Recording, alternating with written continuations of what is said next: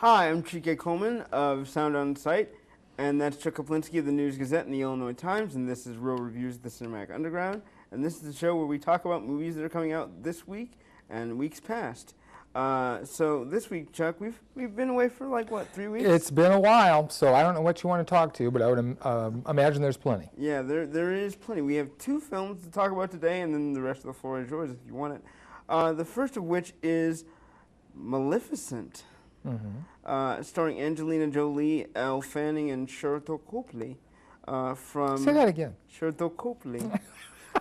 From Sounds like some weird dish you get in Europe. From Elysium and you have the hot or the cold Sherto Copley? Yeah, and District 9. I had thoughts about this movie when I saw the trailer. And now they're gone. And I was just like, really? Because it seemed really obvious to me what was going to happen in this film. And you were wrong. No, I wasn't wrong, actually. Okay. The film is about Angelina Jolie's character, Maleficent, her origins. You learn that she was a fairy the entire time, and that she was part of the, I don't want to call it a guard. Should I call it, is that what, what's the proper... I don't think any of them were guards. I think everyone in the Enchanted Forest, came to protect it whenever it was threatened, you know. Watch person. Yeah, just. She walked her beat. She flew her beat around the flew her beat around the forest and around. When it was threatened, she, You see her grow up and fly around and make friends with all the woodland creatures, which is adorable. And then you see her meet the first human she meets, and they have a thing, which is then interrupted by the fact that the king is. A douchebag. A douchebag and fairy racist, basically. And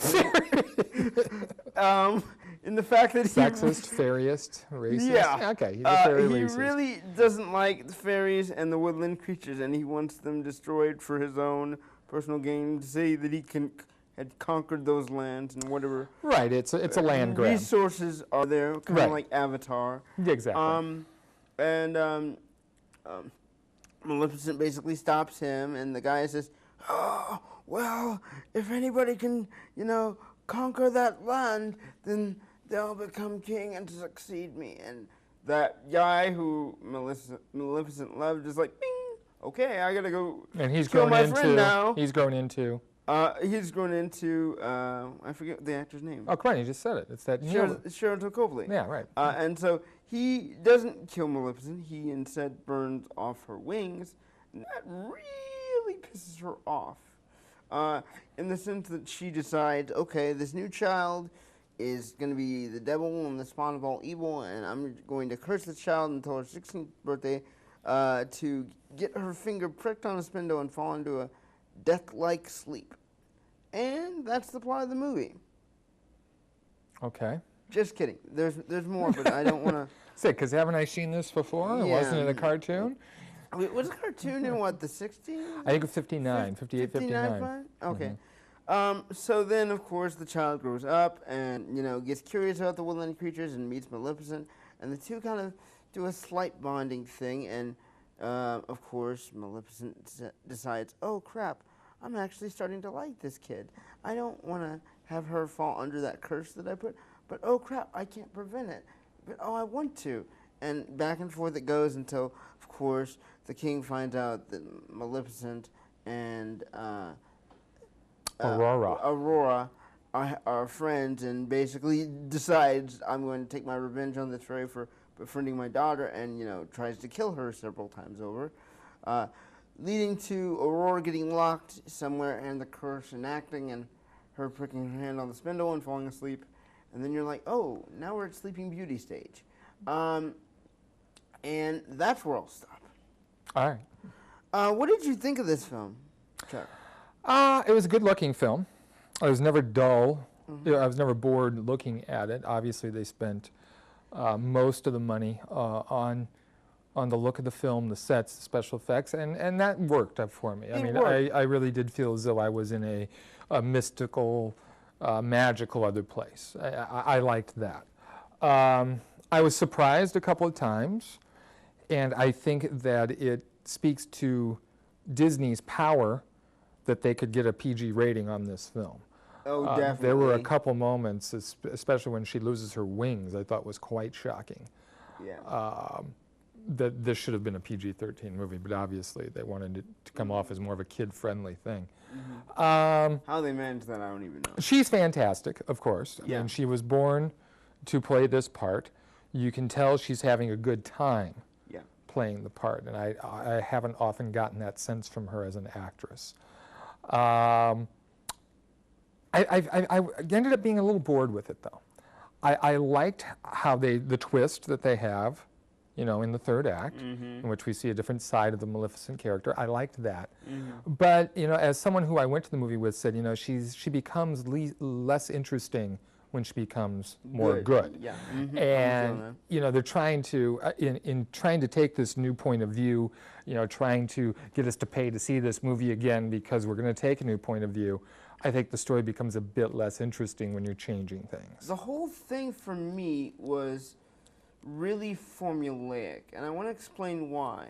In the whole course of Sleeping Beauty, you know the story is she pricks her hand on the spindle, the prince kisses her, and she wakes up and it's all happily ever after.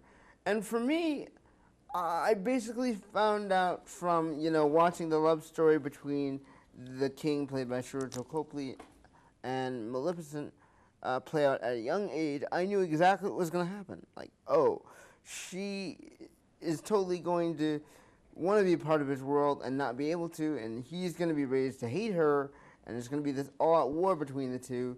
And then eventually when, you know, Chiwetel Copley has a child, she's going to want vengeance, and she's going to realize, oh, I made a mistake by putting that curse on her. And I basically read the movie after the point when Aurora and Maleficent first meet. I knew the rest of the movie. And I hated that I knew everything that was coming. I knew that eventually she was going to lose her wings. I didn't know how. But I knew that that war was just going to be constantly going on throughout the entire movie. And because I'd seen the movie Frozen, I sort of had an inkling that the ending was coming the way it was. But I wasn't entirely sure. Like, it could end this way, but I don't know for sure. So I found it formulaic. Again, like you said, Jolie's performance is absolute perfection. She was born to play Maleficent. I think that she did a really good job. Copley was palpable as the villain. I'm less and less impressed with this guy the more I see him. I didn't like him in Elysium. I didn't like him here. I mean, I felt he was just raging and out of control all the time. I'm less and less impressed with him. The luster on the shine of Copley is filled for you. Although I did like him in Old Boy. I did like him in that film. Yeah, I mean, I thought the villainy with him was strong. I didn't exactly believe him to be that raging anger because of how kind he was to Maleficent. It seemed too big of a transition for a character. Well, and he wasn't all that kind to his daughter either. True. I mean, you need to explain to the girl, okay, this is why I'm shipping you out, and this is why I'm doing this, and he just, you know, it almost as though, it seemed to me as though he was looking at her as a burden. Kind of like what I feel like happened in The Little Mermaid. Like with the King Triton, they're like, you must stay away from the humans. The humans are no good. And that's only going to make you want to be more curious about it. That's the old Disney trope right there. Father says it's bad to go here. Child says, but I think it might be nice. Well, and back and forth. Not just Disney, but I mean fairy tales in general, and that's of course where they get most of their material, or have in the past. Yeah, you know, it was okay. I would say that about it. Yeah, that's the conclusion I came to. It's okay. It's not as strong as it could have been. What kind of twist do you think would have been better served to aid the movie in giving it a stronger ending than it was? I don't know, because like I say, just the whole construct of trying to change the character, I think, prevents you from doing anything innovative with the narrative. You know, I think it was just a film where, with that intent, they just painted themselves into a corner. Yeah, you know, I definitely agree with you there. From the 1 or 2 trailers I saw, plus eventually seeing the movie, I was like, I know where this is going now, and I'm upset because I want to be surprised, and I just wasn't by the end of the film. You know, and I couldn't, you know, I don't think you can help but, if you've go to the movies regularly, compare this to Snow White and the Huntsman, which was a couple years ago, which I think was a much more successful film because it didn't fight its dark nature. It didn't fight its dark nature, and it transformed Snow White into a helpless damsel into a warrior, and everybody's like, well, okay, that transformed. That change I could accept. Yeah. And it was a much darker film. The villainess there was there were no apologies. Yeah. She was bad, and that was it. And that movie ended up being better in my mind after seeing this. Despite the fact that Snow White is played by Kristen Stewart. I didn't mind that. Okay. So yeah, I would give this film, I would say 2.5 out of 4. I did the same. Because I just didn't get the magic that I thought I would for that film. But it didn't prevent it from making scads of money. The other film that made scads of money within a week or the same week as Maleficent was the Tom Cruise film Edge of Tomorrow. Oh boy, I have a lot that I love about this movie. Let's just talk about Tom Cruise for a second, because there's something that I've seen 2 Tom Cruise movies in the last 6 months. One being Born on the 4th of July because of Eberfest, and now Edge of Tomorrow. What I figured out about why Tom Cruise makes the amount of money he does and how he surpassed Will Smith as a big star is because whenever he's vulnerable or scared or unsure of himself, you always believe it. Regardless of anything that's going on with whatever his character is.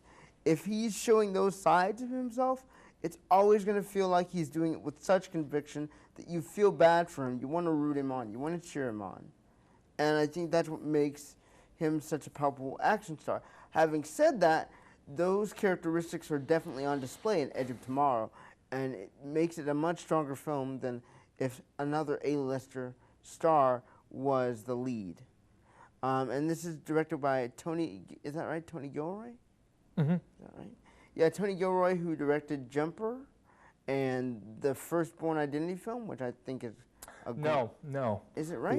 Doug Liman. Doug Liman. Who was Tony Gilroy? I feel like that's another director's name. No, Doug Liman. He did Go, he did Jumper, the Firstborn film. Jumper, Firstborn, and then there was another one. Mr. and Mrs. Smith. That's the one, yeah. I really love this film, and basically what I'm going to say is the plot revolves around a man who is forced to participate in this giant battle, and something happens to him in his first go-round that makes it impossible for him to die. He just keeps reliving the same day over and over again because they're trying to fight this alien race, and as he's reliving these days over and over, he starts learning and catching on and becoming smarter about how to fight this invasion. And he is trying to find ways to escape it and trying to find ways to prevent, his death and the death of everyone else around him. And that's a huge struggle for one person to take on, but Tom Cruise does it with so much conviction and courage that you believe it. Chuck, what did you think of Edge of Tomorrow? This movie was going to be on my top 10 list for this year until the last 10 minutes.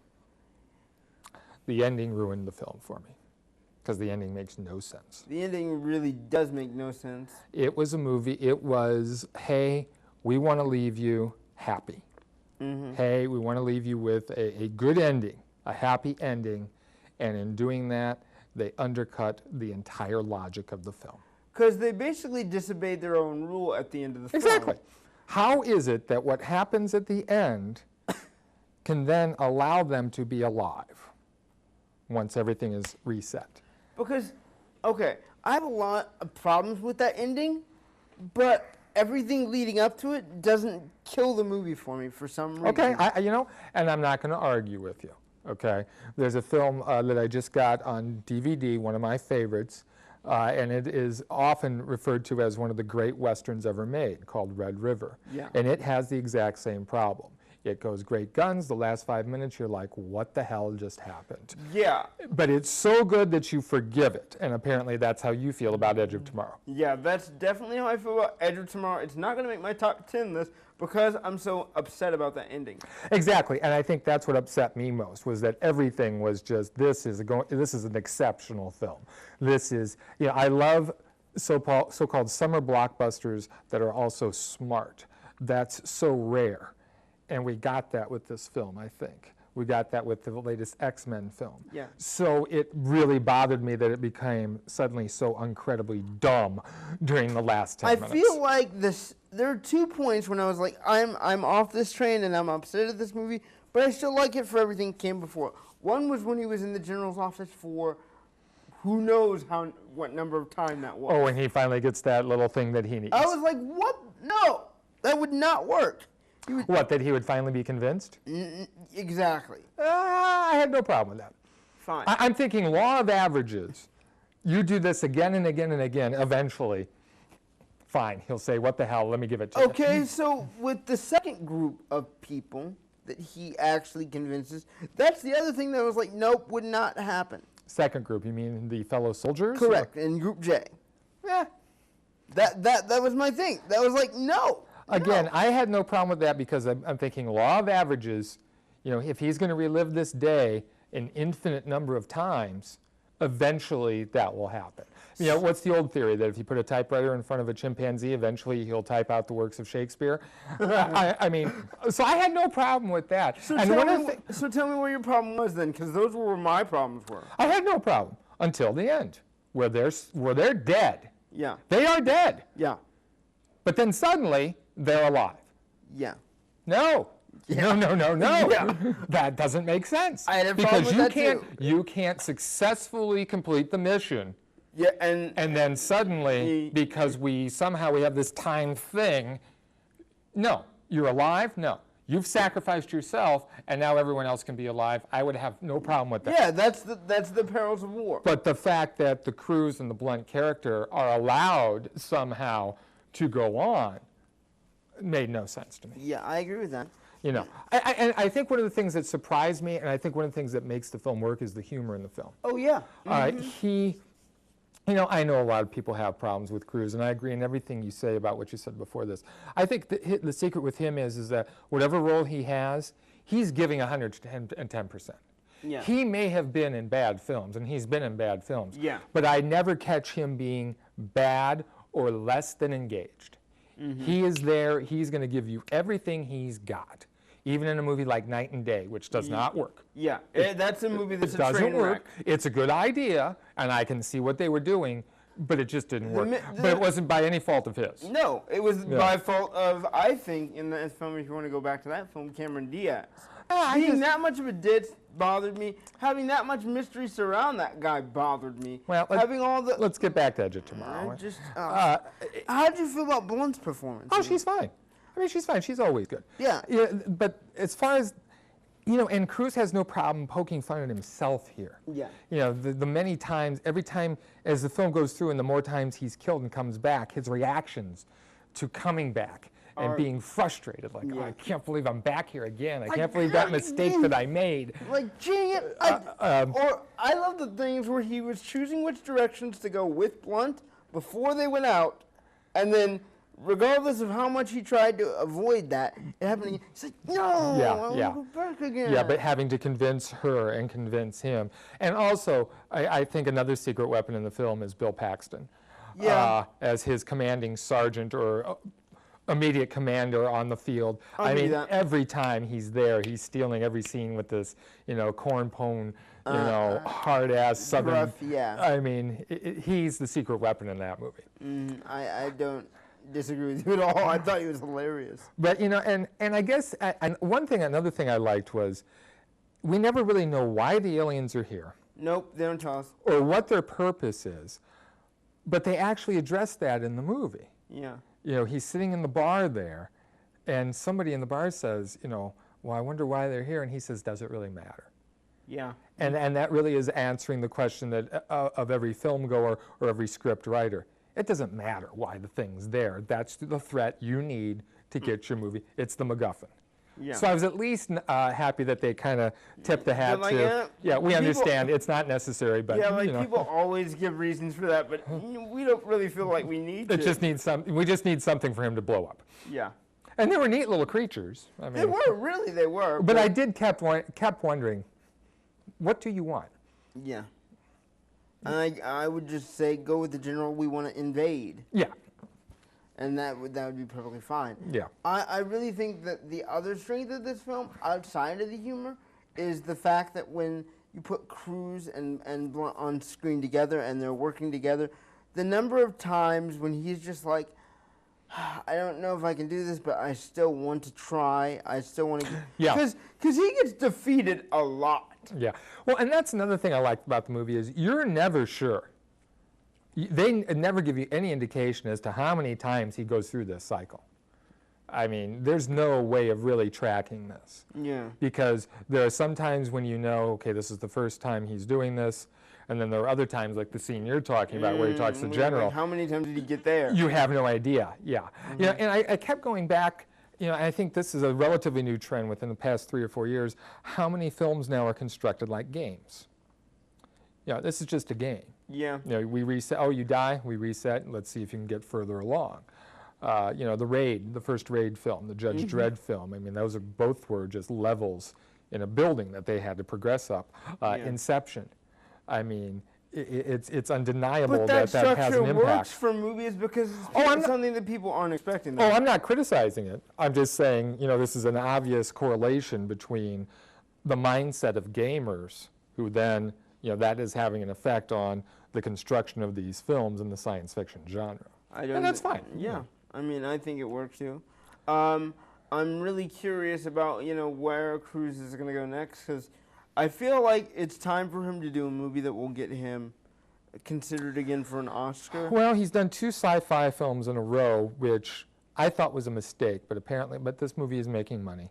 Yeah. But you're right, it's time to kick back and let's do something a little bit more serious. Because I need to see him do what he did in Born on the 4th of July again. I want to see that broken man with that conviction come back in some form, whatever his role is. And even though I think it's a flawed film, Magnolia, he did an exceptional job there as well. You know, it's funny, and I was talking to someone about this as far as Adam Sandler is concerned too. You know, these guys, and it's nothing new with movie stars. Yeah. You come to expect them in a certain role. That's what you want. And then when they want to go do something different, the audience abandons them. Again, I think his best 2 films, since we're on a tangent with Sandler, Punch Drunk Love, and I still think Funny People is really great. I didn't really like that one, but Reign Over Me. Yeah, that I mean, and no one goes to see those films. So can you really blame them from going back to what pays? It's hard to make that transition, and obviously Cruise has had a better time with it. But you're right, it's time to shift gears again and go that route. And I appreciate that other actors that are in the action genre, like Will Smith, has tried it with, you know, Pursuit of Happiness, and before that, Ali. And I think he's had a bit more success with it. Yeah, I mean, he's 2 for 2 on the dramatic front. Well, he also. But the fact that he doesn't go back to that often is a reason why. Well, I think the reason he doesn't is I think the last one didn't work. You're forgetting about 7 Pounds. Yeah, 7 Pounds did not work. It just didn't work.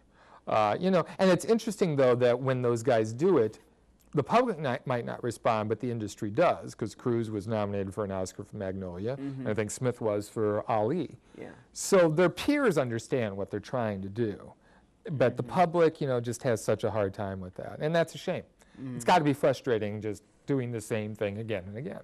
I want to talk about movie news really quickly. I found out recently that, and I'm really, really happy about this. I don't know if you've heard this news yet, but the director for Star Wars Episode 8 has apparently been named. An excellent choice. And it is one of my favorite directors, Rian Johnson, of Looper, Brick, and the Brothers Bloom fame, which that's the one I didn't care for either. Yeah, I don't like that either. But he is to me one of the better sci-fi. Episode 8? 8, yeah. 8. Yeah, I got to interview him for Looper, and just a smart guy. And like you say, he knows the genre, he's smart, and this was, I agree, it's a great choice. The man knows how to direct. If you've seen any episodes from, seasons 3, 4, or 5 of Breaking Bad, those are all down to him. Fly specifically is the first one he directed. Then I believe it was The Birthday, episode 51. Later on after that was Ozymandias, the pinnacle episode of Breaking Bad, which some could call the first ending of Breaking Bad. You could end it there. Right, when it all comes to a head. And I just thought, yay. Yeah, and I know a lot of the hardcore Star Wars fans. I mean, a lot of people come up to me and say, "I'm worried. I'm worried." And I'm trying to tell them, you shouldn't be worried. Lucas has nothing to do with this. Yeah, you can be It's going to be okay. You can be worried for Episode 7 and the amount of lens flares that J.J. Abrams Oh, come will on, use, get over it. Get over it. Get over it. J.J. Abrams But the fact that he's doing practical effects makes me happy. And says we're back on the right track. Whatever. The guy knows how to tell a story. The second news piece that I thought was interesting, and you may or may have not seen this, is director Josh Trank wrote a treatment for Ghostbusters 3 that I thought, what? Yeah, go ahead. That I thought was genius, that involves the fact that in the 1920s, people in that hotel were messing around and they wanted to reenact a ghostly spirit, and they stupidly chose Gozer. Gozer kills one of the people, who's a fat person who turned out to be Slammer later, and you learn that the Ghostbusters are apparently, bankrupt, and there are all these copycat Ghostbusters running around, and Gozer makes a return, and so the old Ghostbusters and a new team have to get together to stop Gozer. I thought that was a really clever nod to the original film, but it wasn't to be. Whoever's working on the treatment for Ghostbusters 3 now is going with a totally different idea. Yes, I know you're asleep, because nobody gives a crap about Ghostbusters. I never understood Ghostbusters. So you didn't like any of them? No, I don't get it. That's surprising, but okay. I don't get it. And it just, yeah, Ghostbusters is going to be re-released in theaters this fall for its 30th anniversary. Right, but it did that 5 years ago. Oh boy! They did that 5 years ago. And then Forrest Gump is going to be on IMAX this fall for a week. And I'm thinking all the other movies you could bring back out, and you're bringing me out these two. I mean, I like Forrest Gump, but I mean, on IMAX, I don't need to see it on IMAX. I don't need to see it on IMAX. And Ghostbusters, I never need to see again. I don't get it.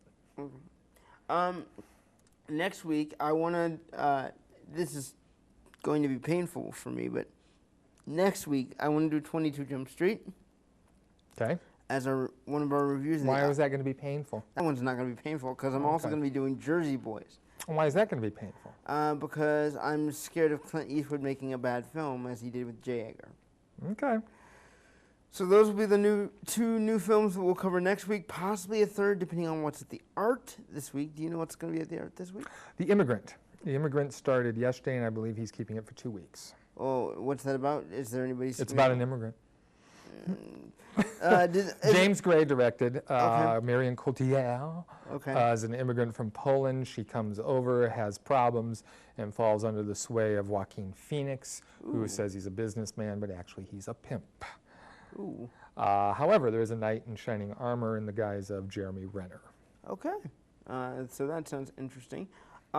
Is Only Lovers Left Alive gone? Gone? All right. Thank God.